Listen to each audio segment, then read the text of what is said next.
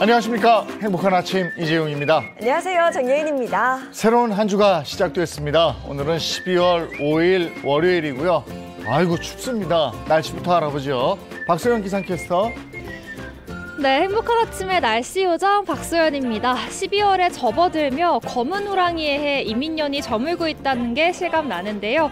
이맘때면 송년회를 비롯한 모임이 많아지기 마련입니다. 오랜만에 만난 지인분들과 담소를 나누면서 뜻깊은 시간을 보내시면 좋겠습니다. 네, 그리고 연말 모임 많아지면 꼭 기억해야 되는 게 있죠. 지나친 음주는 건강에 해로울 수 있다는 점 기억해야 될 것 같습니다. 오늘 날씨 어떤지 이어서 전해주세요. 네, 전국을 꽁꽁 얼리는 한파는 내일까지 이어질 텐데요. 밤사이 찬바람의 기세가 더 강해져서 오늘은 어제보다도 더 춥습니다. 오늘 나오실 때는 한겨울용 두툼한 외투에 목도리와 장갑까지 꼭 챙기셔야겠습니다. 현재 경기 북부와 강원 내륙을 중심으로는 한파 특보가 발효 중입니다. 대관령은 현재 영하 10.2도, 체감온도는 영하 12도까지 떨어졌는데요. 동파 사고가 발생하지 않도록 시설물 관리 잘 해주셔야겠습니다. 또 오늘 늦은 밤에는 서해안을 중심으로 비난 약한 눈발이 날리는 곳이 있겠습니다. 연일 차고 건조한 바람이 불어들면서 대기는 바싹 메말라가고 있습니다. 동해안을 중심으로 내려졌던 건조주의보가 서울 등 내륙 곳곳으로 확대됐는데요. 화재가 발생하지 않도록 각별히 주의하셔야겠습니다. 이 시각 현재 기온 살펴보겠습니다. 서울은 영하 5.7도, 대전은 영하 4도, 부산은 1.9도 가리키고 있습니다. 오늘 한낮에는 서울 2도, 대구는 5도, 부산은 8도로 체감온도는 이보다 5도가량 더 낮겠습니다. 이번 강추위는 주 중반부터 누그러질 텐데요. 내일은 서쪽을 중심으로 비나 눈 소식이 들어있겠고요. 약한 정도입니다. 이후에는 맑고 건조한 날씨가 이어지겠습니다. 지금까지 날씨 전해드렸습니다.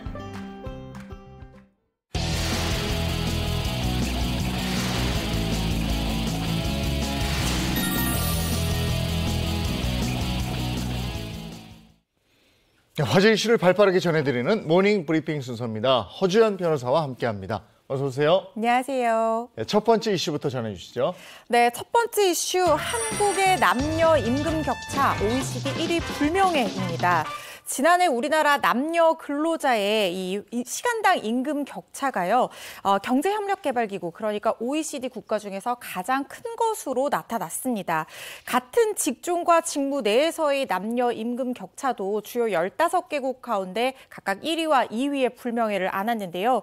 최근 OECD가 공개한 이 성별 간 임금 격차에 따르면요, 2021년 기준 이 한국의 성별 임금 격차 31.1%로 가장 컸는데요. 여성이 남성의 68.9% 정도만 받으면서 일한 셈인 겁니다.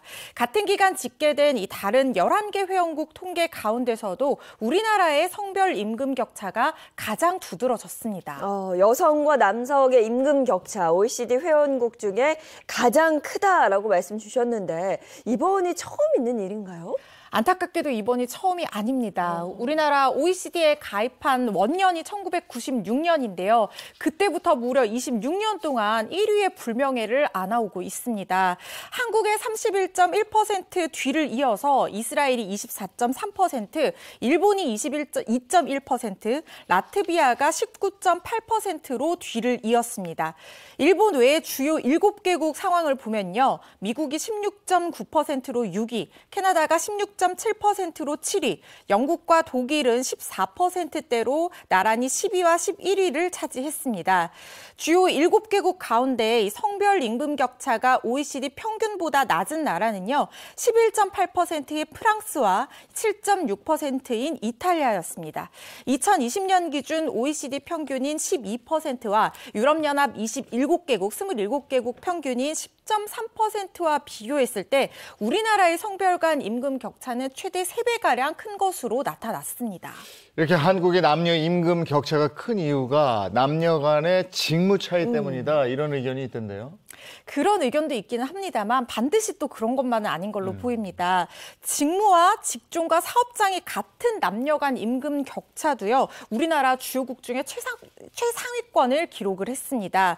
영국의 한 과학 저널이 24일 홈페이지에 게시한 보고서에 따르면 한국의 직무별 남녀 성별 임금 격차는 18.8%로 주요국 15개국 중에서 2위를 기록했습니다. 그리고 1위는 일본이었는데요. 남녀 격차가 무려 25.7%나 벌어졌습니다. 한국과 일본은 같은 직종과 같은 사업장 내의 남녀 임금 격차에서도 15개국 주요국 가운데 선두를 달렸는데요. 직종별로는 한국이 1위, 일본이 2위를 기록을 했고요. 같은 사업장 내에서는 일본이 1위, 한국이 2위를 기록했습니다. 다만 이는 해당 저널이 각국에서 입수한 이 최신 자료에 기반한 내용이고요. 국가별로 비교 시점이 다른 자료라는 점도 참고해 주시기 바랍니다. 그러면 대체 왜 한국은 이렇게 남녀 간의 임금 격차가 크게 벌어지는 걸까요? 네, 여성계와 노동계 전문가들이 공통적으로 꼽는 원인 두 가지가 있는데요. 일단 근속 연수가 길어질수록 승진과 보수에서 우대를 받는 인사제도인 연공서열 제도와 또 여성의 피할 수 없는 경력 단절이 주요한 원인으로 공통적으로 꼽히고 있습니다. 한 전문가들은 지금 임금 체계에서는 한 직장에 오래 머물러야지 승진도 할 수 있고 보수도 같이 높아지게 되는데 여성들이 30대의 임신과 출산을 겪게 되면서 경력이 단절이 되니까 관리자 직급을 달기 어려운 환경이다 이렇게 분석을 했습니다. 또 OECD 국가 중에서 한국만 유일하게 성별 임금 격차가 30%대라는 것은 심각한 불균형이라고 지적을 했는데요. 고위직과 관리자 직급 중에서 여성의 비율을 굉장히 적극적으로 늘려야 된다 이렇게 주장을 했습니다. 이 전문가에 따르면 임금 격차가 그래도 다소 우리나라보다 상황이 나은 유럽에서도 아직까지도 여성 임원 할당제를 실시를 하고 있는데 우리나라 자본시장법은 이러한 내용을 반영한 지 얼마 되지 않아서 아직까지 걸음마를 뗀 수준이다라고 지적을 했습니다. 26년 동안 남녀 임금 격차 1위라는 불명예를 안고 있는데 조금 더 심각하게 고민을 해봐야 되는 시점이 아닌가 이런 생각 해보고요. 다음 이슈로 가겠습니다. 네, 다음 이슈. 내년 자동차 보험료는 내리고 실손 보험료는 오른다입니다. 내년부터 자동차 보험료는 소폭 내리고요. 실손 보험료는 대폭 오를 전망입니다. 업계에서는 보험사들이 코로나19 장기화로 인해서 손해율이 낮아진 자동차 보험료의 요율을 1% 정도 인하하는 반면에 이 적자가 급증한 실손 보험료는 10%가량 인상할 것으로 예상을 하고 있는데요. 어제 업계에 따르면 이 손해 보험사들이 당정의 압박 속에서 막바지 요율 산정 작업에 한창이라고 합니다. 이에 따라 이 대형 손해보험사들 중심으로 내년 1월 계약일부터 이 보험료를 최대 1%까지 내리고 나머지 중소형 보험사들은 각자의 상황에 맞춰서 인하에 동참할 것으로 보입니다. 자동차 보험 그리고 실손보험 정말 많은 국민들이 가입해서 이용하고 있는 보험 중에 하나라 관심이 유독 클 걸로 보이는데요.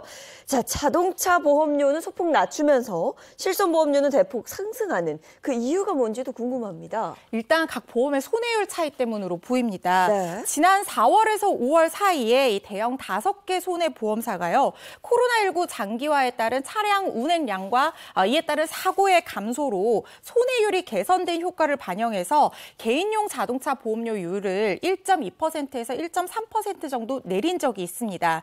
그리고 이들 5개 사이 자동차 보험 손해율이요. 올해 1월부터 9월까지 평균 77.9%로 아직까지 더 추가 인하할 수 있는 여력도 있는 상황입니다.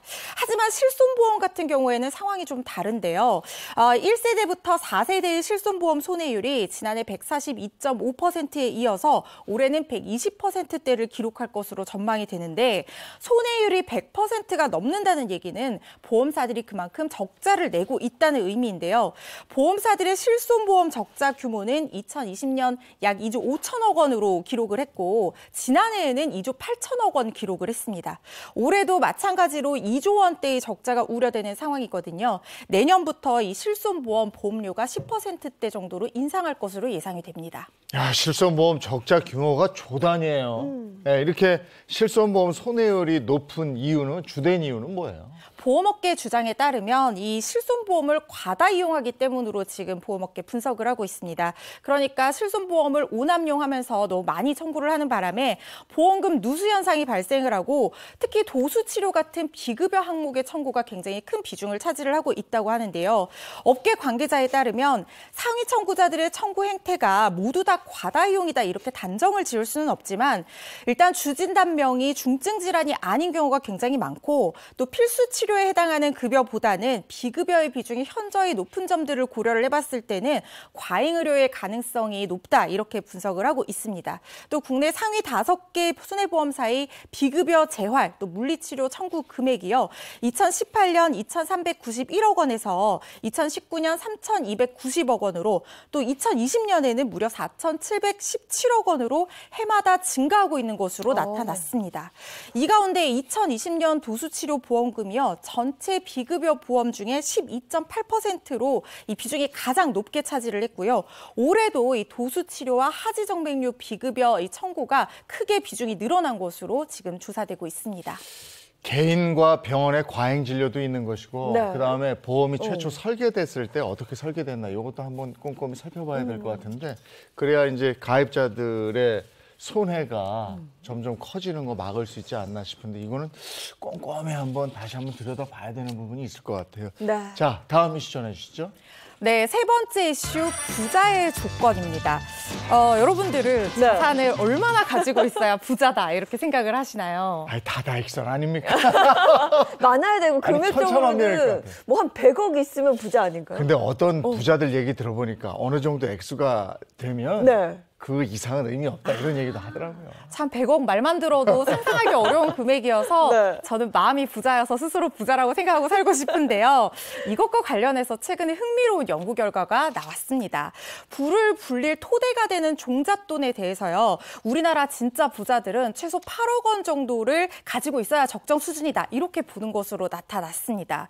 국내 자산가들이 42살 정도가 됐을 때 8억 원 이상 자산을 가지는 것을 부자가 되기 위한 최소 조건으로 꼽았다고 하는데요. 그런데 월급을 토대로 자산가가 된 비중은 10%가량에 불과한 것으로 드러났습니다.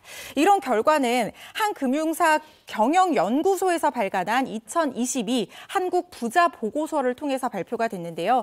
해당 보고서는 지난 6월부터 7월 사이 전국의 금융 자산을 10억 원 이상 소유한 부자 400명을 대상으로 실시한 개별 면접조사 결과를 토대로 작성이 됐다고 합니다. 이런 얘기 들으면 항상 궁금해요. 그러니까 부자들은 어떻게 부자가 됐을까? 그 방법이 정말 궁금한데 이들이 제시한 그 8억 원 이상의 종잣돈을 마련하기 위해서 선택한 방법이 뭔지 궁금합니다. 저도 그게 제일 궁금했는데요. 예상과 똑같이 어. 부동산 투자를 가장 많이 사용하는 방법으로 꼽았다고 합니다. 그 다음으로 주식과 예적금이 뒤를 이었는데요.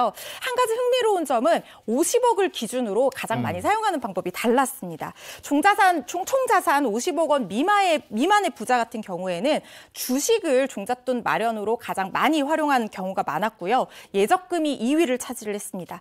하지만 총자산이 더 많은 부자일수록 이 부동산 투자를 종잣돈 마련에 활용하는 그런 빈도가 굉장히 빈번했다고 하고요. 또 자산을 축적한 데 가장 크게 기여한 자금의 종류가 뭔지 묻는 질문에는 근로소득을 꼽은 부자의 비중이 11%에 불과한 반면 상속과 증여를 꼽은 부자의 비중이 15.8%로 약 4.8%포인트 더 높게 나왔다고 합니다. 그리고 가장 부자가 되는데 기여도가 큰 자금은 역시 사업소득이었는데요. 37.5%를 차지를 했습니다. 종잣돈은 이제 그 종잣돈을 가지고 네. 부를 더 불리는 건데 이게 잘못 불리면 종잣돈까지 까먹을 수가 있어요. 그들의 성장 동력은 뭐였습니까? 성장 동력 3가지 정도를 꼽았는데요. 가장 중요한 성장 동력은 바로 목표의 설정이었습니다. 목표 금액을 구체적으로 네. 설정하는 것이 중요하다 이렇게 꼽았는데 평균 126억 원의 목표 금액을 부자들이 가지고 있었다고 합니다. 두 번째 성장 동력은요. 부채, 그러니까 빚의 사용을 꼽았습니다. 부자가 자산 증식에 활용하는 이 부채 규모가 평균 7억 4천만 원으로 나타났다고 하는데 총자산의 11.1%고요. 금융자산의 29.1% 규모입니다. 또 자산이 많을수록 부채를 더 적극적으로 활용하는 경향이 나타났다고 합니다. 또 다른 부의 성장 동력으로는 소득 잉여 자금이 거론이 됐는데요. 소득 잉여 자금이라고 하는 것은 그러니까 쓰고 남은 돈을 얘기를 하는 건데 총소득 중에서 소비와 세금을 제외한 나머지 잉여 자금, 여유 자금을 얘기를 하는 겁니다. 한국 부자 가구의 소득 잉여 자금은요. 연평균 4,770만 원으로 집계가 됐습니다. 네. 이럴 수 있으시겠습니까? 오늘 모닝 브리핑 여기까지 하겠습니다. 허주연 변호사와 함께했습니다. 고맙습니다. 고맙습니다.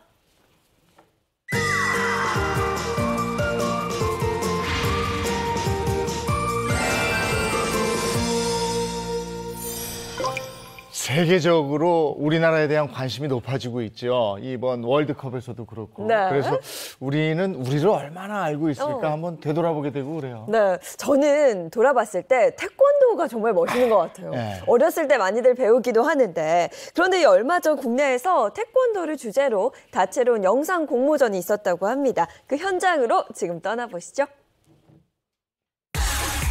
이젠 세계로 뻗어가는 한국문화. 그중 한국의 얼과 정신을 담은 것이 바로 전통무예인 태권도인데요. 전 세계 외국인도 빠진 태권도의 매력. 여기 태권도를 알리기 위한 특별한 대회가 열린다고 합니다. 지금 만나보시죠. 경기도 김포시의 한 태권도장. 오늘도 이곳에서는 힘찬 기합과 함께 태권 훈련이 진행 중입니다. 태권도의 기본은 절도 있고 힘찬 품새 동작들, 그리고 화려한 뒤돌려차기 기술의 송파 격파까지. 보기만 해도 멋있는 우리의 전통 무예입니다. 와우!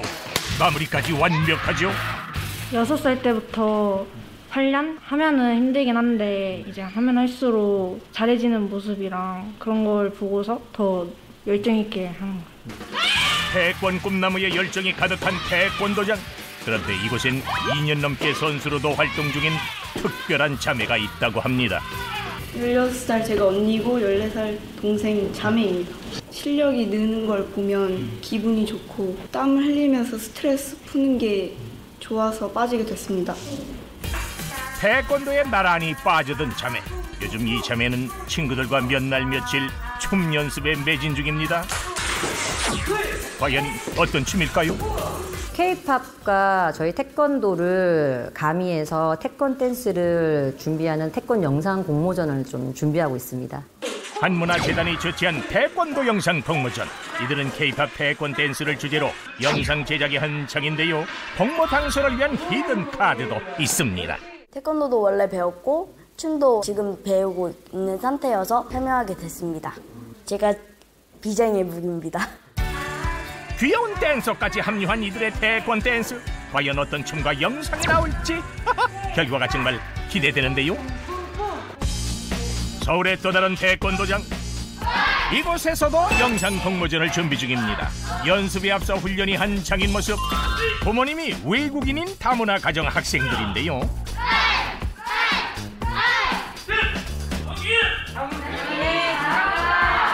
저희 친구들 중에 다문화 가정도 있지만 또 외국인 엄마 아빠가 있는 친구들이 있습니다. 아빠는 엄마랑 다 필리핀 엄마 아빠고요. 우리 렉시, 렌지, 알라시아 세 자매입니다. 태권도 하면 좀 뭐가 좋은 것 같아요?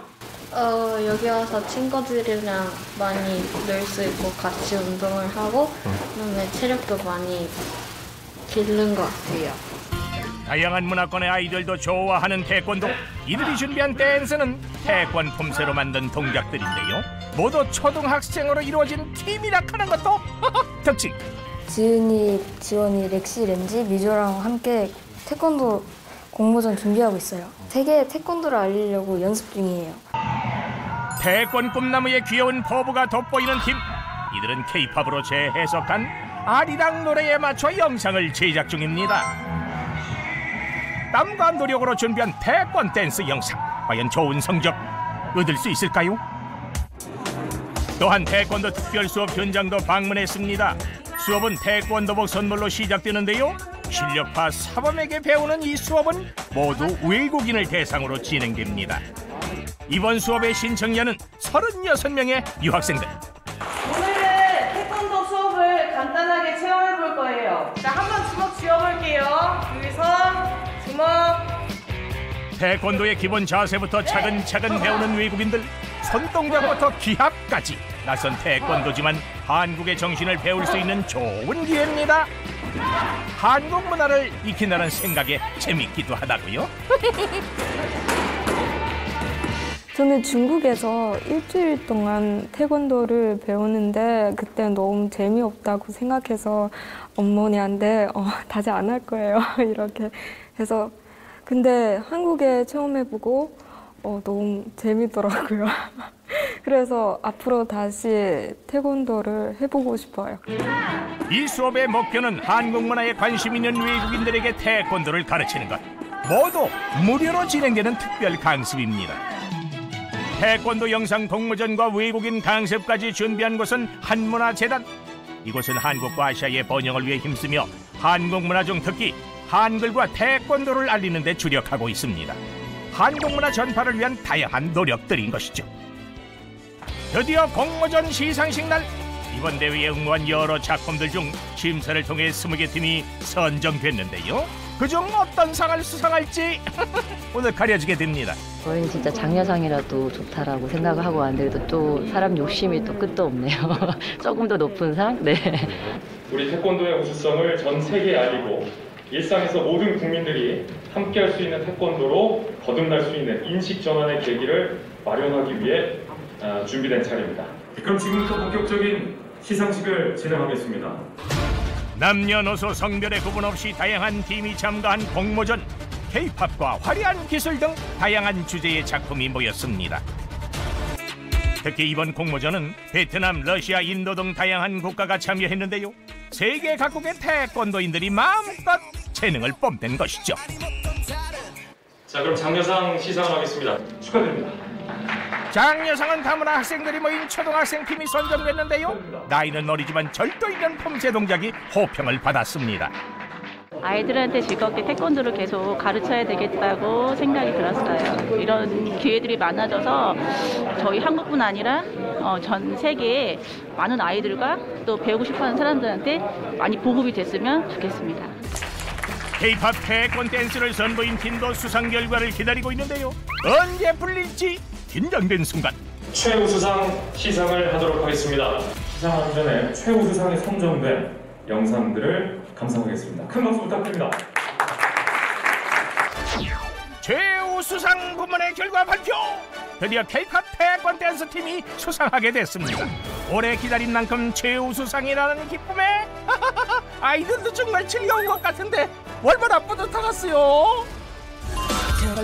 K-팝과 어우러진 센스 있는 동작들이 특히 호평을 받았다는 후문입니다.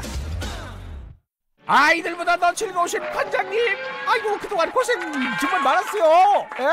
최우수상 받았습니다. 품새하고 이제 그런 것만 연습하다가 아이들이 태권 체조 이런 부분도 같이 웃고 막 장난치고 같이 이제 추억 만들면서 이렇게 만든 게 굉장히 아이들의 추억도 같이 만들어 너무 좋았습니다. 가장 한국적인 것이 가장 세계적인 것이다. K-팝을 비롯한 한국 문화가 많은 관심을 받는 이때 태권도와 같은 전통 문화를 알리는 다양한 노력들이 곳곳에서 계속되기를 기대해봅니다.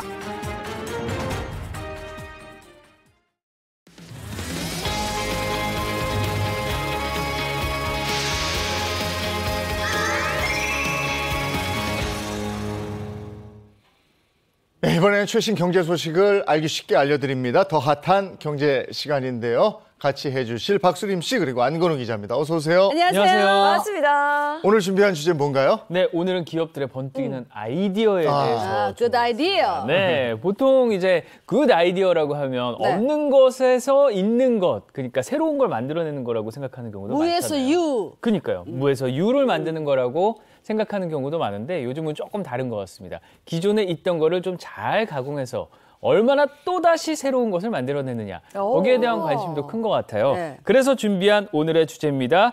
고정관념만 깨트려도 탄생하는 아이디어, 발상의 전환이 기업을 살린다. 번뜩이는 아이디어가 돋보이는 기업들입니다. 기존에 있던 것에서 관점만 살짝 바꿨을 뿐인데 놀라운 성과를 낼 수 있다는 얘기거든요. 대표적으로 어떤 아이디어가 있을까요? 첫 번째는 짠물 테크를 하는 분들을 위한 아이디어입니다. 알뜰하게 소비하는 고물가 시대에 맞춘 발상의 전환인데요. 못생겨도 맛은 좋다. 비인기 상품이었던 못난이 파프리카를 당당하게 유통한 엘사의 이야기입니다. 못난이 파프리카는 기존에 판매되던 200g 이상의 특상품보다는 크기가 작고 흠집이 있는 걸 말하는데요. 맛과 영양은 솔직히 차이가 없다고 합니다. 게다가 일반 소비자 가격보다 20% 이상 저렴하기 때문에 지금 같은 고물가 시대에는 소비자들의 취향이 이쪽으로 갈 수밖에 없다고 합니다. 이런 인기에 힘입어서 엘사는 B+급 파프리카를 이달 7일까지 450g 기준으로 2,990원에 판매한다고 밝혔습니다. 저런 게 예전에 왜 태풍 불었을 때 낙과 판매하고 맞아요. 이런 데서 아이디어 얻지 않았나 싶은데 그렇죠. 못생겼다 뭐 이래서 그게 맛이 떨어지는 건 아니고 그러니까요. 크기가 작다 이래서 맛이 떨어지는 건 아니니까 그런 것들을 진열대 위에 올려놓고 소비자의 선택을 기다리는 거죠. 네, 굉장히 좋은 방법이 아닐까 싶은데 근데 못난이 채소 중에 왜 하필 파프리카였을까요? 그러니까 유통도 살고 그리고 우리 농가도 살고 상생하는 걸 위해서 또 못난이 파프리카를 선택한 이유도 있습니다. 요즘 엔저 직격탄을 맞아서 국내 농가들이 상당히 씨름하고 있는데요. 파프리카 농가도 사실 마찬가지입니다. 원유값, 인건비, 물류비 이런 각종 생산 비용이 상승했거든요. 엔화 가치까지 여기에서 폭락을 또 하면서 국내 파프리카 농가의 주요 판로였던 일본 수출이 막혀버렸습니다.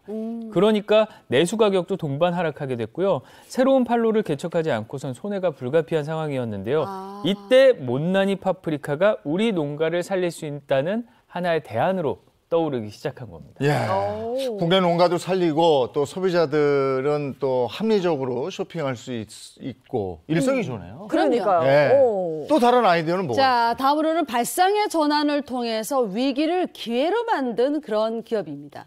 요즘 환경 문제 때문에 플라스틱 그 빨대 사용하지 않은 곳이 많이 생겼잖아요. 자, 근데 편의점 G사는요, 이를 역으로 이용해서 빨대가 필요 없는 얼음컵을 만들어서 위기 돌파에 나섰습니다. 자, G사에 따르면요, 얼음컵은 지난해 기준으로 연간 약 1억 개가 팔려 나가면서 가장 판매량이 높은 효자 상품이 올랐습니다. 하지만 문제는 빨대를 꽂아야 하는 구조 때문에 플라스틱 사용량을 늘리는 원인으로 지적이 된다는 것이죠. 근데 이에 G사는요, 환경 부담이 적은 얼음컵을 약 1년여 동안 개발해서 완성을 했습니다. 이렇게 만들어진 컵은 지난달부터 수도권과 충청북도에 있는 점포를 시작으로 공급을 시작을 했다고 합니다. 예. 아니 빨대를 지금 이제는 판매가 안 되는데 이거 어떡하지?부터 시작했을 거 아니에요? 그렇죠. 근데 간단하지 빨대 없이 마실 수 있으면 되잖아. 그래서 이걸 개발했다. 네, 너무 좋은 거고 또 환경 부담이 적은 얼음컵을 만들었다는 것 자체가 이 컵을 통해서 온실가스 배출량을 줄일 수도 있을 것 같아요. 그렇죠. 맞아. 연간 온실가스 배출량을 최대 300톤까지 줄인다는 그런 계획입니다. 자, 또 플라스틱 봉투는요, G사 기준으로는 연간 2억 장 이상 쓰이는 것으로 추산이 됐는데 이를 절감하기 위해서 최근엔 극지연구소하고 협약을 맺고요. 종이 쇼핑백과 다회용 쇼핑백을 제공하기도 했습니다. 이처럼 G사는 친환경 소모품 도입으로 녹색 상품을 생산하면서 기업의 사회적 책임을 다하겠다. 이런 포부를 밝혔습니다. 네, 요즘 소비자들 아주 똑똑합니다. 그럼요. 같은 제품이라도 친환경 제품을 소비하기를 더 원하는데 어쩌면 기업이 위기가 될 수 있는 이 시점을 기회로 돌린 것도 굉장히 대단한 것 같다는 생각이 듭니다. 이처럼 발상의 전환을 보여준 또 다른 기업이 있을까요? 이번에는 증시입니다. 시간차의 고정관념을 깨버린 기업. 증시? 네, 증시. 보통 이제 미국 주식 거래하려면 야간 시간까지 기다렸다가 거래를 해야 하잖아요. 맞아, 우리 남편 꼭 새벽 12시 땡 하면 그거 보고 있더라고요. 자다 깨서 갑자기 보고서 이렇게 하고 맞아요. 있잖아요. 네. 그 고정관념을 깬 기업입니다. 소비자들은 이런 불편함을 오랫동안 사실 당연하게 받아들일 수밖에 없었는데요. 최근에 증권사 S기업이 이 불편함을 해소하고자 올해 2월에 세계 최초로 미국 주식 주간 거래 서비스를 선보였습니다. 주식 거래가 편해진 만큼 고객 반응도 긍정적이었는데요. 서비스를 시작한 지 약 10개월 정도 만에 누적 거래 금액 3조 원을 돌파했다고 합니다. 와, 아니, 대단하다. 솔직히 이거는 잘한 건지 잘못한 건지 모르겠다. 잘한 거죠? 잘한 거죠? 예. 어쨌든 발상의 전환을 한 거예요. 네, 그죠? 네. 발상의 전환이 성공한 거죠. 그렇죠. 네. 고정관념을 과감하게 깬 결과가 신규 거래 수치로도 좀 나타났는데요. S기업에서 올해 미국 주식을 신규 거래한 고객의 24.7%가 미국 주식 주간거래 서비스를 활용을 했다고 합니다. 주간거래라는 높은 편의성 또 접근성이 미국 주식에 대한 신규 투자자의 진입 장벽을 낮췄다는 분석인데요. 주간거래 장점은 프라이빗 뱅커와 상담하거나 또 정보 검색을 통해서 충분히 검토하고 투자할 수 있는 거라고 하니까요. 앞으로 소비자들 그냥 무턱대고 묻지마 미국 주식 거래하지 마시고요. 꼼꼼히 알아보신 다음에 주간거래 하시면 될 것 같습니다. 네. 아유, 아무리 생각해도 이거 잘 된 건지. 걱정이 많으시군요. 예, 관점을 조금만 바꿔도 신선한 아이디어가 튀어나오고 그것은 시장을 점유할 수 있는 방법이 맞아요. 되는 거죠. 네. 알겠습니다. 소식 잘 들었고요. 이번에는 자동차 관련 소식 나누겠습니다.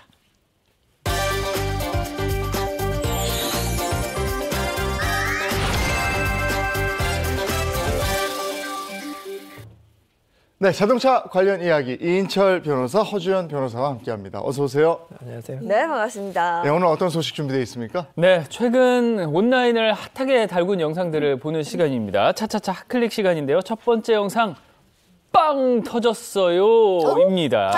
뭐지, 타이어? 네, 뭐가 빵 터졌다니요. 뭐가 터진 걸까요? 영상으로 확인해 보시죠. 자, 경기도 오산시의 한 사거리입니다. 네. 우회전 신호에 대기 중이죠. 앞차 대기 중인데요. 네. 갑자기 뭐가 마음에 걸린 걸까요? 마음에 심경에 변화가 생긴 걸까요? 갑자기 인도로 돌진하면서 갑자기 들어가 버립니다.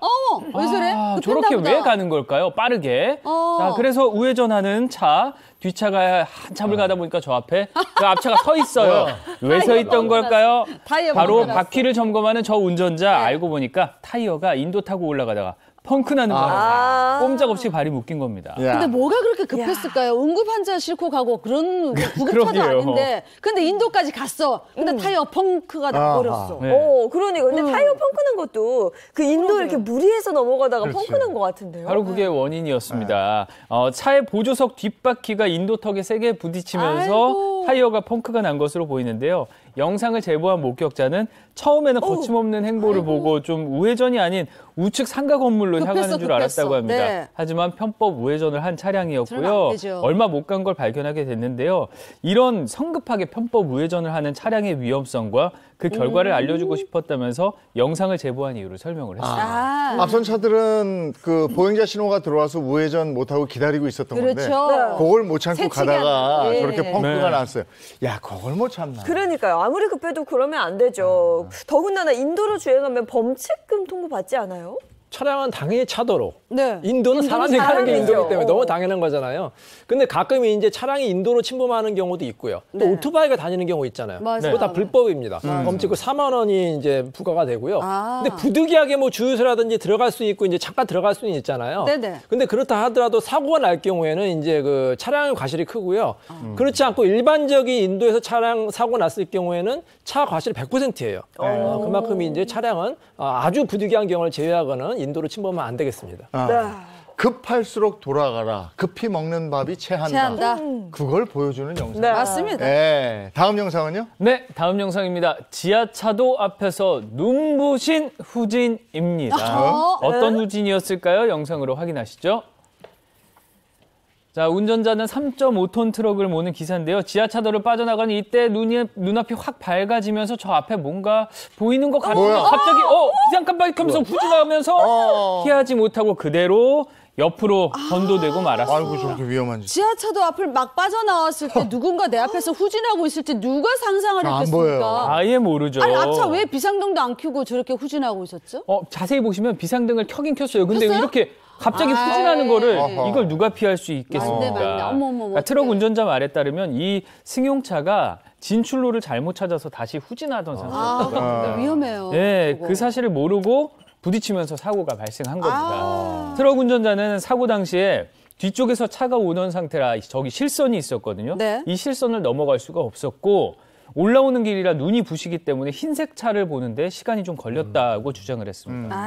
또 자기가 화물차를 몰고 있었기 때문에 앞에 승용차가 있다는 걸 인지를 했을 때도 급정지가 힘든 상황이었다고 하는데요. 이런 이유 때문에 트럭 운전자는 앞차가 사고를 유발한 거 아니냐 이렇게 그렇죠. 주장을 했습니다. 그렇지만 또 한편으로는 앞차를 보고도 그 시간 동안 정차하지 못했던 트럭도 약간의 책임은 있는 게 아닐까 이런 생각도 들거든요. 그래서 트럭 운전자도 자신의 과실을 일부 인정한다고 이야기를 했습니다. 하지만 문제는 사고에 대한 과실 여부였습니다. 트럭 운전자 측 보험사는 트럭과 승용차 차주의 과실을 5대5로 주장을 했는데요. 네. 승용차 측 보험사가 트럭과 승용차주의 과실을 9대1로 주장을 해서 서로의 입장차가 너무 큰 상황. 네, 양측의 과실 비율이 다른데 네. 이거 어떻게 판정이 될까요? 물론 정확한 건 재판까지 가봐야 알 수 있겠지만 그래도 이런 유형의 사고에서 이 트럭 운전자의 과실 비율이 90%까지 책정된다. 이건 너무 억울할 것 같아요. 그렇지만 어쩔 수 없이 트럭 운전자도 인정하듯이 전방 주시 의무라는 게 있고 사고는 비상 상황이라는 건 항상 발생을 할 수가 있는 거거든요. 맞아요. 그래서 앞을 잘 봤어야 된다라고 얘기를 해서 뒤에서 충돌한 운전자 과실이 60에서 70%가량 책정되는 그런 사례들이 많은 편인데요.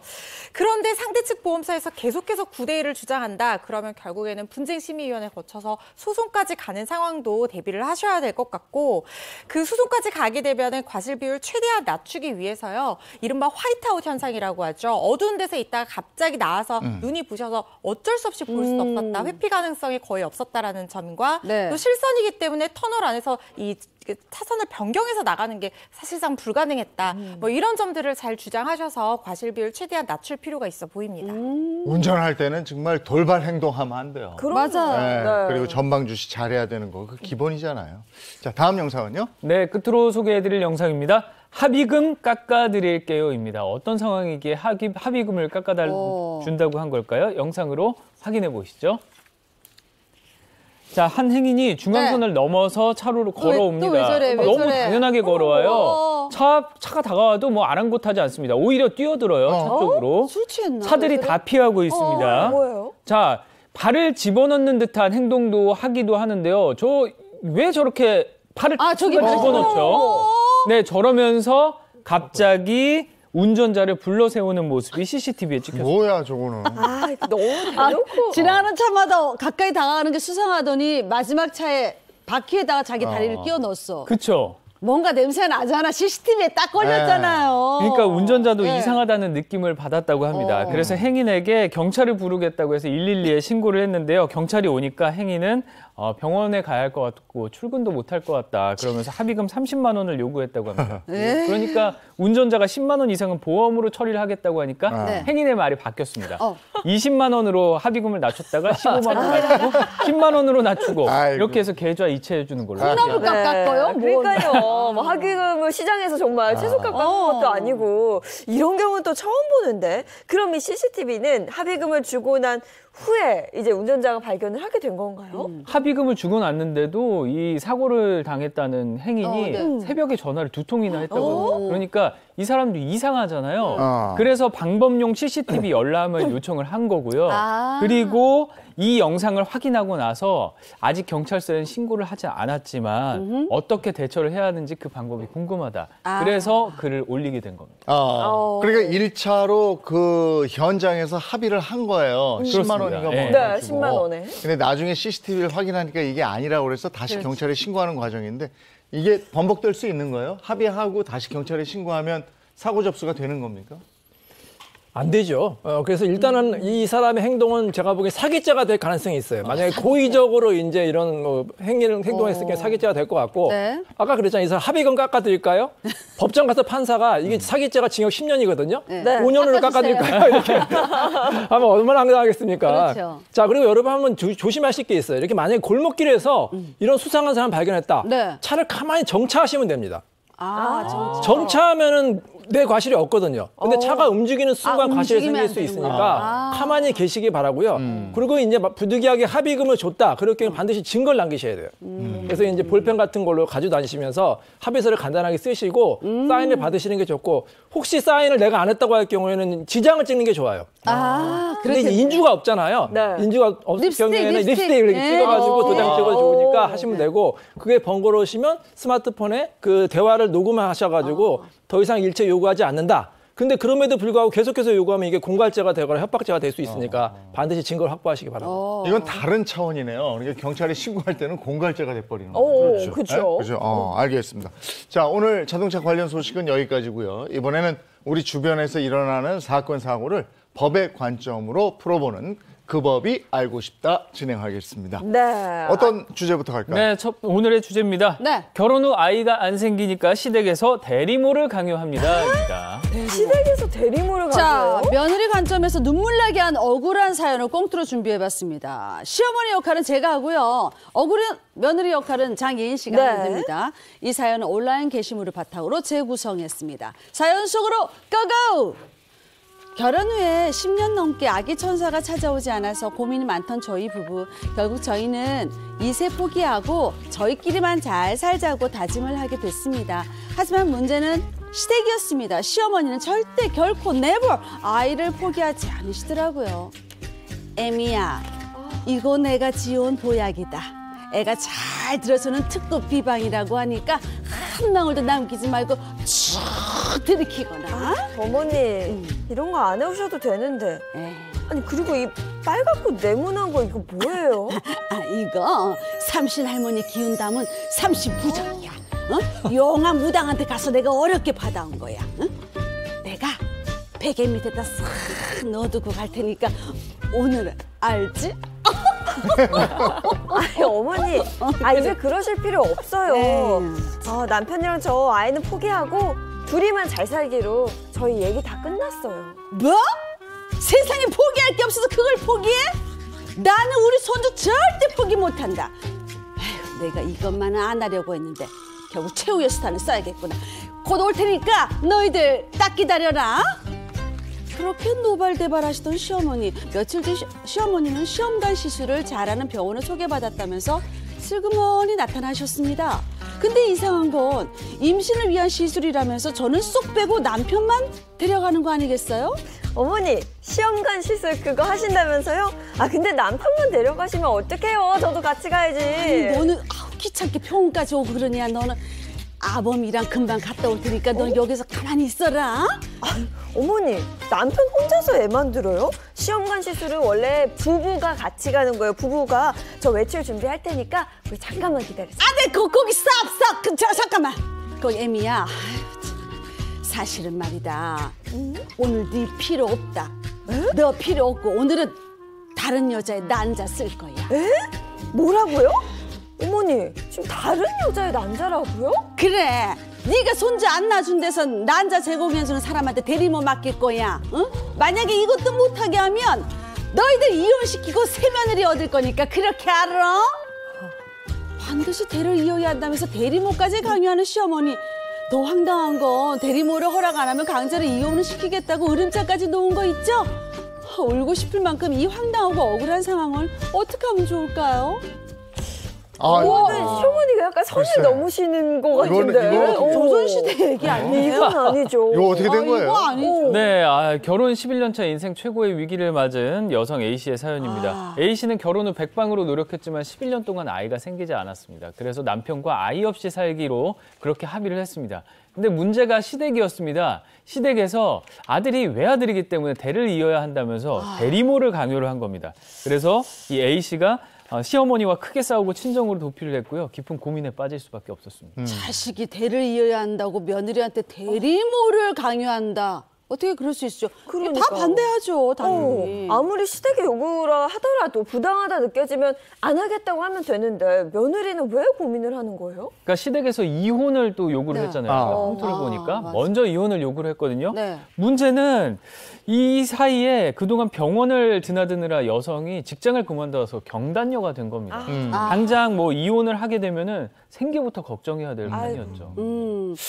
참 A씨도 아기를 갖기 위해서 직장까지 그만두고 최선의 노력을 다했는데 이렇게 하시니까 네. 너무너무 속상하겠네요. 그러니까 난임 불임으로 진짜 어려움 겪고 있는 그런 분들 많으시거든요. 마음은 지금 당사자도 얼마나 힘들겠어요. 그런데 이혼시키겠다고 하니까 이건 정말 잘못된 거죠. 그러니까요. 뭐 당사자가 원치 않는 걸 강요하는 거 이것도 굉장히 문제인데 일단 우선 시댁에서 요구하는 대리모 출산이 이게 국내에서 가능한 건지 그거부터 좀 짚어봐야 될 것 같아요. 일단 결론부터 말씀드리면요. 난자를 경제적 이익을 받고 제공하는 행위는 안 됩니다. 불법이에요. 그런데 이 체외 수정한 수정란을 부부의 수정란을 가지고 임신과 출산만 해주는 대리모는 처벌 규정은 없어요. 하지만 민법 103조 위반으로 대리모 계약 자체를 이제 그 무효다 이렇게 본 판례가 있거든요. 그러니까 대리모 관련해서 여러 쟁점이 생길 수 있는데 크게 규정하는 법률이 두 가지로 볼 수 있습니다. 첫 번째는 생명윤리법 23조 제3항인데요. 말씀드린 것처럼 누구든지 금전이나 재산상 이익, 그 밖에 반대국부를 조건으로 해서 배아나 난자, 정자를 제공하거나 이용하거나 알선 유인해서도 안 된다라고 규정을 하고 있고요. 징역 3년 이하에 처할 수 있다라고 규정이 되어 있습니다. 그리고 민법 103조인데요. 선량한 풍속 기타 사회 질서에 위반한 사항을 내용으로 하는 법률행위는 무효다라는 규정이 있는데 우리 법원에서 일반적인 대리모 계약을 이 103조 위반으로 무효라고 보고 있어요. 그래서 형사처벌이 되든지 그게 아닌 경우라고 하더라도 이 계약 자체가 무효이기 때문에 전혀 법적으로 보호를 받을 수가 없게 된다는 겁니다. 무엇보다도 이런 법률적인 내용도 굉장히 중요하지만 시댁에서 며느리가 안 한다고 하는데 이렇게 강요하는 행위는 문제가 있어 보입니다. 그럼 시댁에선 대리모 출산 강요하는 건 법적으로 따졌을 때 안 되는 거네, 어차피. 네. 근데 A 씨는 대리모를 거절하면 이혼당할까 봐 그것도 걱정을 맞아. 하시는데 네네. 근데 나는 이혼 부분도 그래요. 이거는 당사자 간에 하는 거지. 그러니까요. 시어머님이 이혼을 시킨 다음에 또 새로 며느리를 드리겠다. 이게 가능한 겁니까 지금? 근데 만약에 남편이 이혼을 요구하면 어떨까요? 만약에 아내가 애를 못 낳아서 나는 꼭 애가 있으면 그럼 좋겠는데 이건 달라지겠네요. 이혼 사유가 될까요 안 될까요? 애를 못 낳는 될 것 같기도 해요. 지금은 조선시대가 아닙니다. 그래요? 현대에 애 못 낳는다고 이혼당하는 게 절대 아닙니다. 아, 진짜? 네. 오. 우리 법원 판결도 혼인 생활의 중심은 부부지 자녀가 꼭 필수적인 건 아니다 이렇게 판결되는 게 있습니다. 그리고 실제 이런 사건이 있었는데요. 네. 이제 하도 애를 못 낳는다고 이제 시어머니가 구박을 하니까 이제 며느리하고 남편하고 가서 병원 가서 검사했더니 불임 원인 남편에게 있었던 거예요.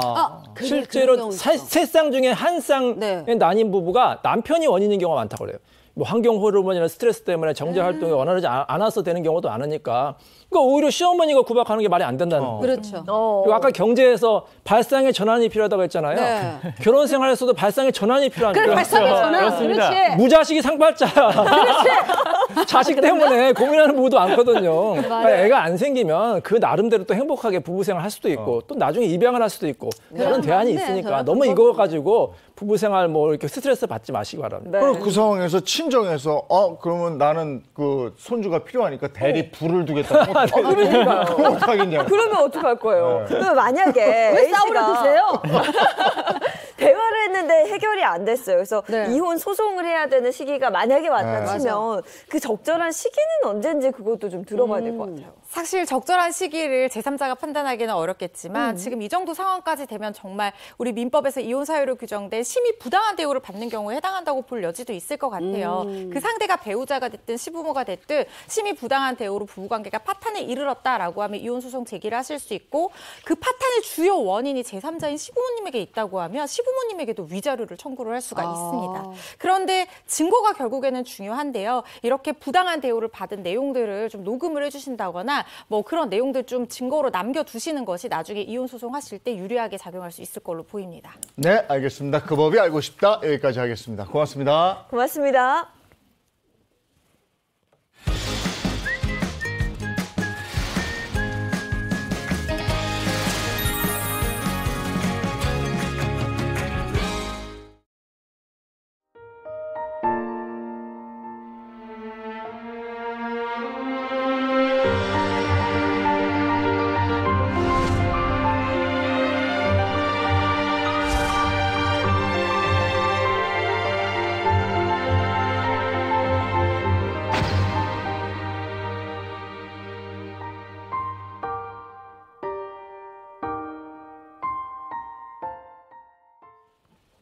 살면서 겪게 되는 모든 고민을 속 시원하게 해결해 드리겠습니다. 용한 상담소 이호선 전문가입니다. 어서 오십시오. 안녕하세요. 네, 반갑습니다. 자, 이번 사연은 배우자와 이 사별의 아픔을 겪은 한 여성분의 사연인데요. 얼마 전에 마음을 나눌 수 있는 따뜻한 인연을 만나서 재혼을 하려고 하는데 뜻밖의 장애물을 만났다고 합니다. 어떤 사연인지 저희가 실제 사연을 각색해 봤습니다. 사연 속을 함께 가보시죠. 안녕하세요. 저는 혼자서 아이를 키우고 있는 40대 엄마입니다.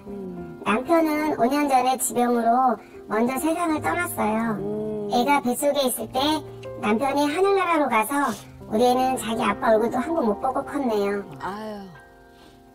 그렇게 이 악물고 악착같이 살다 보니 5년이 흘렀고 참 감사하게도 작년에 좋은 인연을 한 번 만나게 됐어요.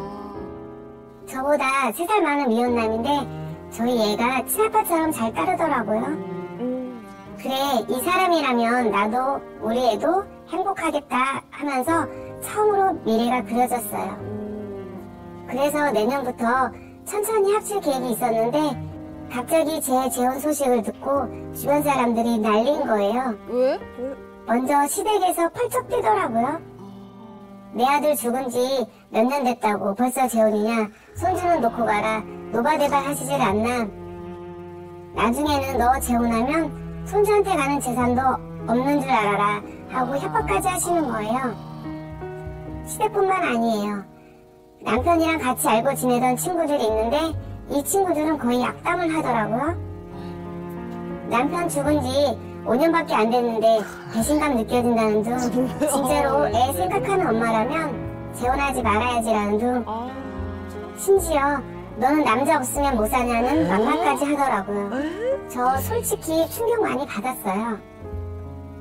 예전에는 저 보면 산 사람은 살아야지 새 출발해라 하면서 일해주던 사람들이었거든요. 그런데 진짜로 재혼한다니까 어쩜 이렇게 돌변할 수 있는지 참 서운하면서도 한편으론 진짜 이 사람들이랑 인연이 끊어질까봐 걱정도 돼요. 재혼할 때 하더라도 이들과의 관계는 좋게 유지하고 싶은데 저 혼자선 도저히 방법이 안 떠오르네요. 어떻게 하면 좋을까요? 새 출발해야지 하면서 사별의 아픔을 위로해준 그분들인데 막상 재혼 소식을 알리니까 막 극렬하게 반대하십니다. 네, 주변의 반응이 좀 속상하게 느껴지다가도 실제로 이 인연이 끊어질까 봐 또 걱정을 그래. 하시는 것 같거든요. 소장님 어떻게 보셨어요? 근데 참 요즘 세상에 이런 일이 있나 싶지만 간혹 이런 일이 있더라고요. 네. 이 사별이라는 게 엄청난 일인데 너무 젊은 시절에 그렇죠. 더군다나 아이가 아버지의 얼굴을 못 본 상태에서 성장을 한다는 건 엄마로서 또 가족으로서 굉장히 어려운 일인데 일단 이 긴 세월 동안 정말 잘 지내셨다, 애 많이 쓰셨다 먼저 말씀드리고 싶고요. 그럼에도 불구하고 주변에 보니까 관심 있는 분들이 정말 많은 것 같아요. 그렇죠. 근데 그 관심이 때로는 도를 넘는 관심이 있을 때가 있는데 이런 경우 어떤 선택 앞에 섰을 때 때로는 이 서러웠던 내 삶의 이야기가 아팠던 내 인생의 이야기가 때로는 또 하나의 장벽을 맞닥뜨린 것 같아서 이 이야기 복잡한 이야기인데 하나씩 좀 천천히 풀어가야 될 것 같습니다. 친구들이 남편 떠난 지 얼마 됐다고 재혼하느냐 배신감 느낀다 이런 얘기했다는데 그럼 도대체 사별한 지 얼마 만에 재혼을 해야지 배신감을 안 느끼는 그 기간이 있는 건지 이것도 궁금하잖아요. 사람마다 느끼는 게 다 다르잖아요. 네. 자, 솔루션 한번 보겠습니다. 네. 사별 후 5년 만에 재혼하려는데 주변 사람들이 배신자래요. 무작정 반대하는 사람들 연 끊어라. 저도 이렇게 생각해요. 연 끊는 게 맞는 것 같아요. 저는 웬만해서는 연 끊어라 이런 얘기 안 합니다. 네. 안 하는데 제가 보니 일단은 먼저 제가 이 시가 입장에서 마음이 어떨까 전 이해가 돼요. 네. 먼저는. 왜냐? 아들을 잃은 슬픔을 무엇과 바꿀 수 있겠습니까? 거기다가 이제 만일 며느리가 재혼을 하게 된다면 혹시 내 아들을 쏙 빼닮았고 나에게는 그 내 아들과 같은 그 피부친 그 손주를 못 보게 되는 건 아닌가. 그렇지. 또 남의 자식, 남의 집 손에 이렇게 큰다는 게 어떤 의미인가에 대한 굉장히 복잡한 생각이 많이 들 것 같아요. 한 면은 이해가 됩니다. 또 친구들이 있어요. 이 친구들 보니까 남편 굉장히 아낀 사람들인 것 같고 굉장히 주변에서 도움을 많이 주었던 분들이 맞는 것 같은데 제가 지금 보니까 이게 지금 사별 후 5년밖에 안 됐다라는 말에 제가 첫 번째로는 굉장히 좀 불쾌함이 느껴졌고요. 두 번째로는 애는 엄마가 키워야 된다라는 이야기, 이 얘기. 또 한 가지는 너는 남자 없이는 못 사는 얘기가 어디서 나와요? 이게 사람한테 할 소리입니까? 심지어 이거는 사별자가 아니라 그냥 평범한 인생을 살고 있고 이런 아픔을 겪지 않은 사람에게도 해서는 안 되는 이야기예요.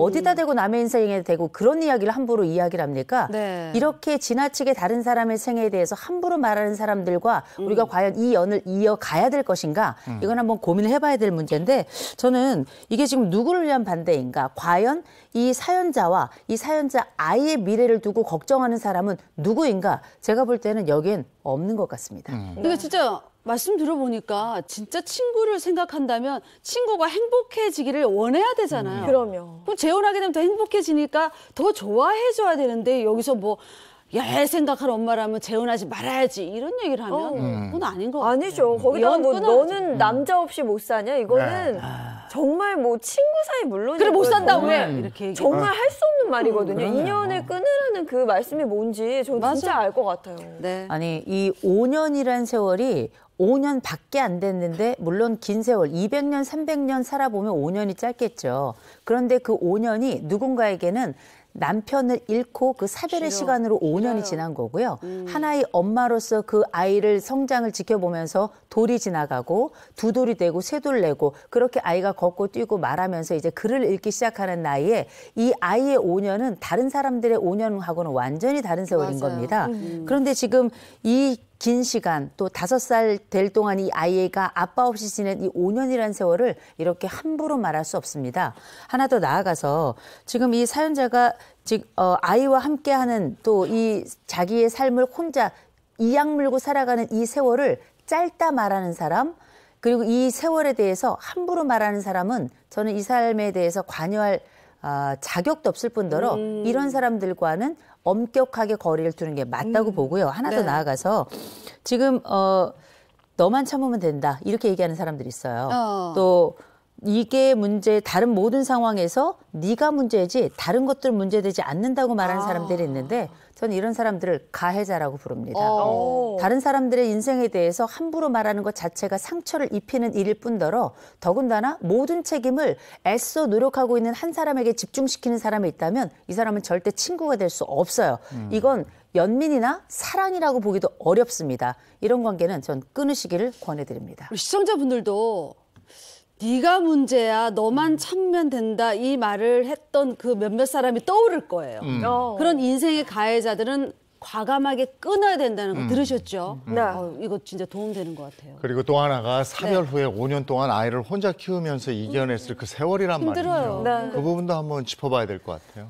우리가 사별 이후에 아이들을 홀로 키우는 분들 계시거든요. 이거 특별히 큰 아이, 내가 나이가 들어서 사별을 하는 것마저도 우리가 생활 스트레스 사건에서 100점 만점으로 보면 그게 사별이 100점이에요. 그만큼 큰 사건입니다. 그런데 지금 가장 인생의 초반 누구나 가장 행복하다가 생각했던 그 시점에 남편을 잃었고 그 이후로 이어서도 아이를 또 혼자 키워야 되는데 주변에서 많은 도움이 있다 하더라도 대부분 사람의 고통의 절대값은 정해져 있는 겁니다. 내가 감내하거나 내가 책임져야 될 부분은 늘 있는 거라 제가 굳이 말씀드리긴 우리가 사별을 하면서 홀로 아이를 키우는 분들이 어떤 어려움을 겪는가 말씀드리자면 첫 번째 경제적으로 너무너무 어렵습니다. 그렇죠. 누구도 도와줄 수 없고 도와준다 하더라도 남에게 말하지 못하는 경제적 어려움이 있고요.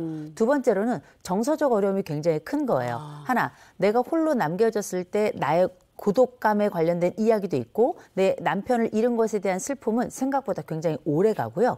또 한 가지 아빠 없이 자란 아이를 매일같이 바라보면서 그 아이와 대화를 나눠야 되는 이 엄마의 심경을 생각해야 되거든요. 맞아요. 어디 그뿐인가요? 사연은 생각보다 냉정합니다. 그 시선을 견뎌내야 되고요. 꼬리표를 견뎌내야 되고요. 때로는 누구에게도 말하지 못한 혹시 내 인생에 내가 무슨 문제가 있어서 내가 남편을 잃거나 아내를 잃은 건 아닌가?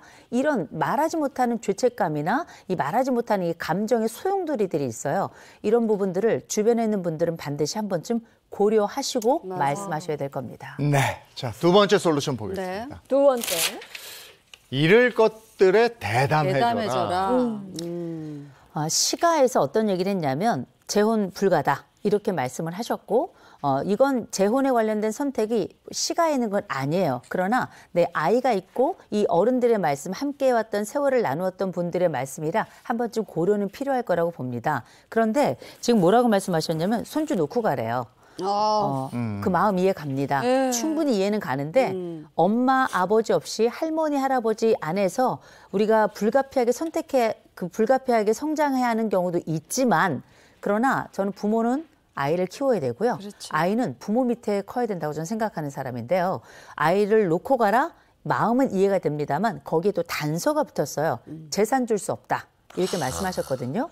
그러면 이분들의 말씀은 이해가 가요. 너 정말 그러지 말아라. 아이들 위해서 우리도 최선을 다할 테니까 너 가지 말아라. 이런 얘기를 아마 이렇게 조금 강력한 방식으로 하신 것 같기는 해요. 그럼에도 불구하고 이런 발언을 하실 정도라면 앞으로 생애 살아가며 작은 일이라도 발생하면 반드시 말씀하실 겁니다. 손주 놓고 가라.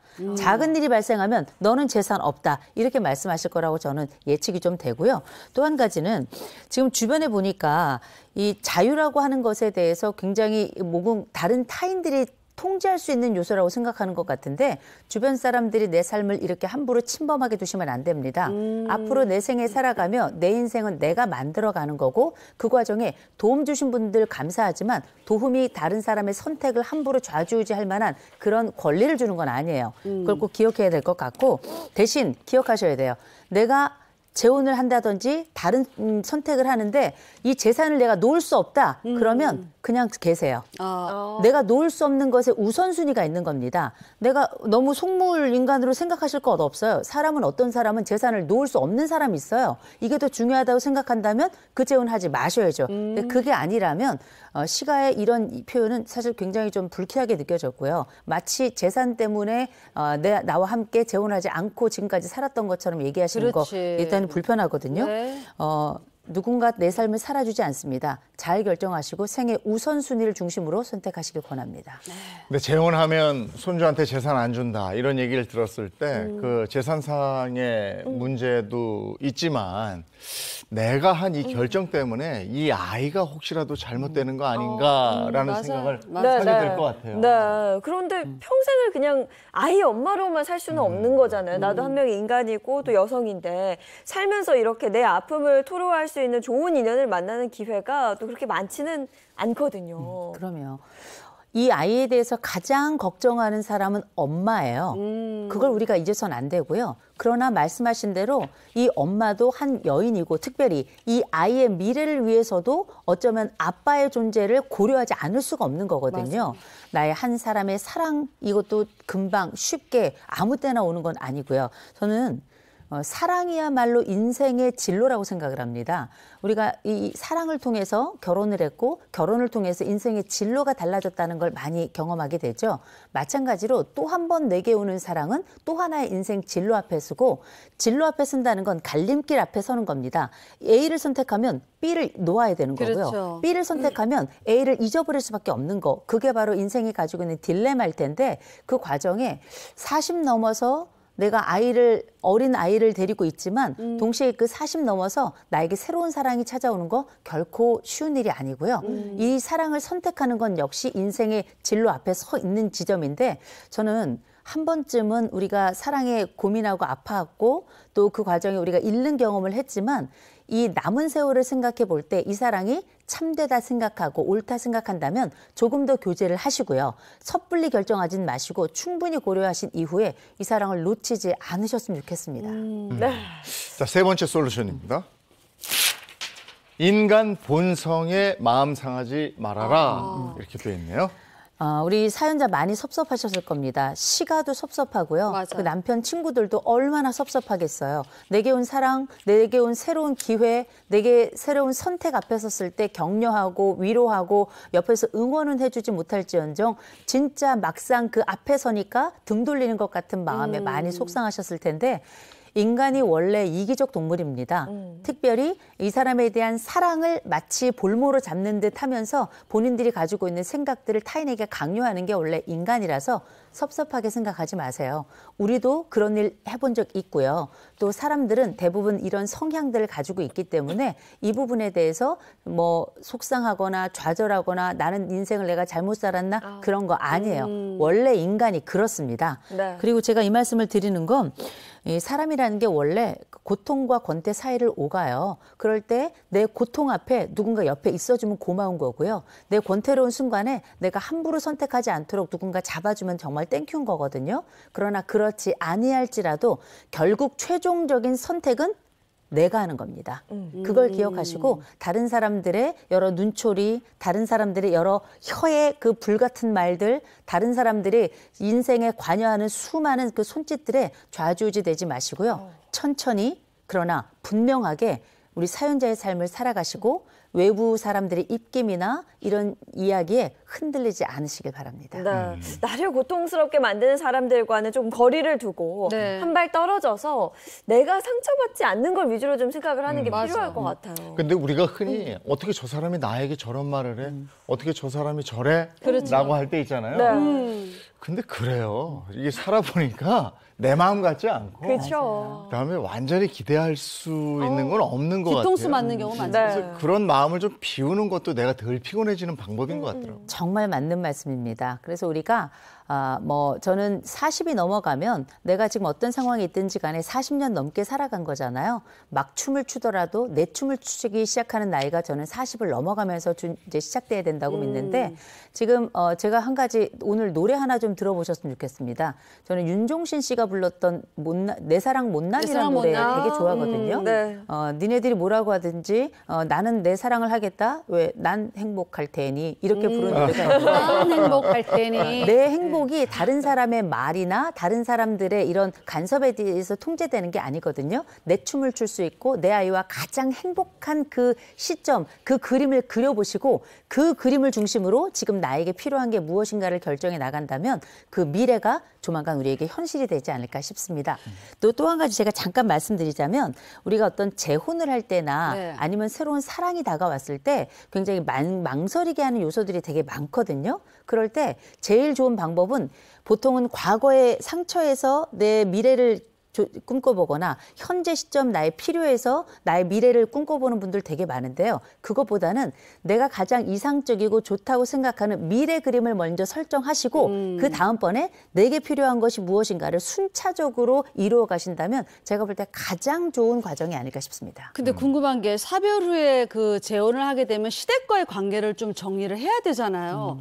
근데 이 시댁과 대화를 좀 해야 되는데 시댁에서 내 아들 죽은 지 몇 년 됐다고 재혼을 하느냐, 뭐 손주 뭐 재산 없는 줄 알아라, 뭐 이런 식으로 막 이렇게 화를 내시면 껄끄럽잖아요. 대화하기가 그렇죠. 쉽지 않잖아요. 그냥 무작정 인연을 끊어내기도 어려운 게 내 아이에게는 또 소중한 할머니고 또 할아버지잖아요. 재혼 후에 그 전 시댁과의 관계를 어떻게 하면 좋을까요?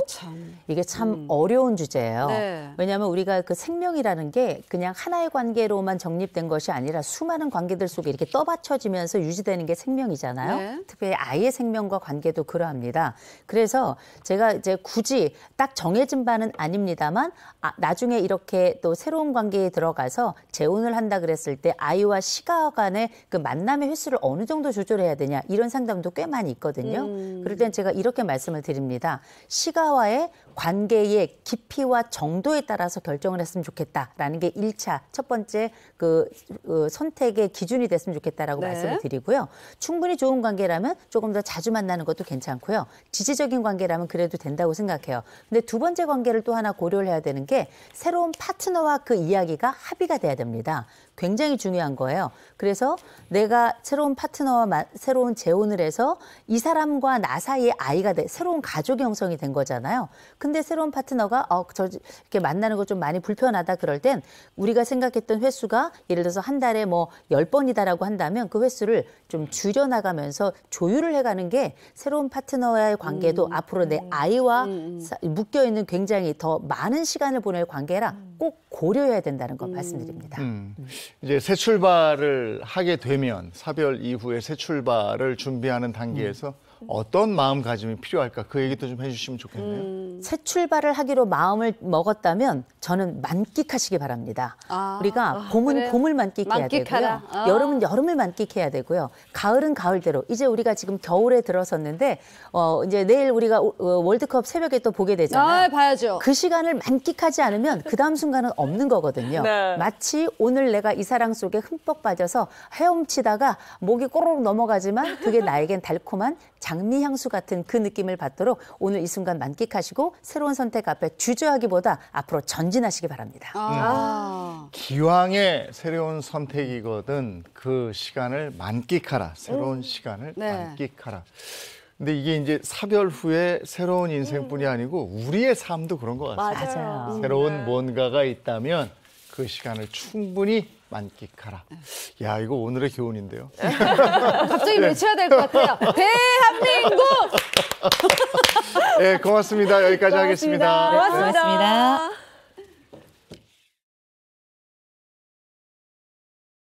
아, 오늘 밤에 고민될 것 같아요. 내가 내일 타이머를 몇 시에 맞춰야 되나? 4시? 5시? 야, 이거 어떡하지? 브라질인데. 그러니까요. 아니, 근데 우리가 이길 수도 있거든요. 그리고 이거 모르는 거잖아요. 저희가 포르투갈도 이길 수 있을까 했는데 이겼으니까 우리가 또 희망을 가지고 응원하면 가능하지 않을까 싶습니다. 저희가 경기를 볼 수 있을지는 내일, 웃으면서 방송할 수 있을지는 내일 말씀을 드릴 수 있을 것 같습니다. 모두 행복한 하루 보내시고요. 저희는 내일 아침 7시 30분에 돌아오겠습니다. 행복한 아침, 행복한 하루 되십시오. 고맙습니다. 고맙습니다.